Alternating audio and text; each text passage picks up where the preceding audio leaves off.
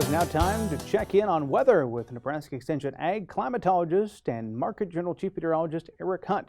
Eric, it's been relatively mild for August thus far, but that began to change this week as triple digits returned into the forecast. How long should we expect them to stick around? Well, thanks, Bryce. Mother Nature is going to have the furnace turned on high for most of the next week. Let's start first with the U.S. Drought Monitor, which was released on Thursday morning. Good news report here. We now have almost 30% of the state free of drought and abnormal dryness. That is the highest percentage of being free of both those categories since the map on July 27th of 2021. So that certainly is good news.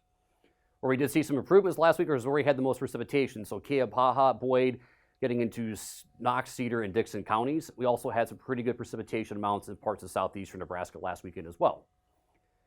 Taking a look at veg dry for vegetation conditions, again, things tend to be pretty good shape here across the Panhandle in southwestern Nebraska.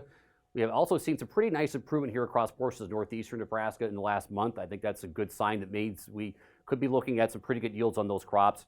And again, our worst conditions just tend to be kind of where they've been all summer, between Grand Island and York, and certainly down toward Clay Center and toward the Kansas border.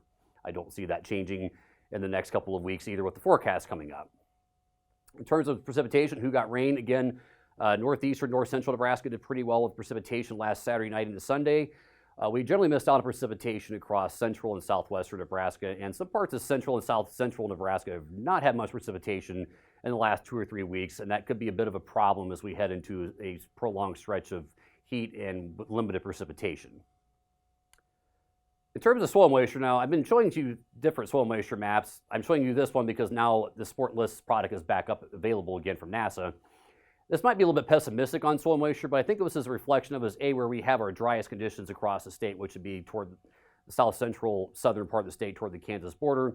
I think it's also a reflection that we really have not fully recharged soil profiles across a large portion of the state. So we are probably a little bit limited on how much moisture we actually have in a lot of places going into this heat wave.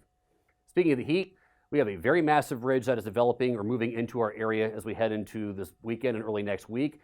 Unfortunately, it looks like it's going to stick around for a while. I think we're probably going to have our worst heat as we get into this weekend and early next week. So again, we're probably looking at temperatures over 100 degrees for pretty much everywhere in the state into early next week. We'll probably still see 100-degree temperatures in the eastern half of the state.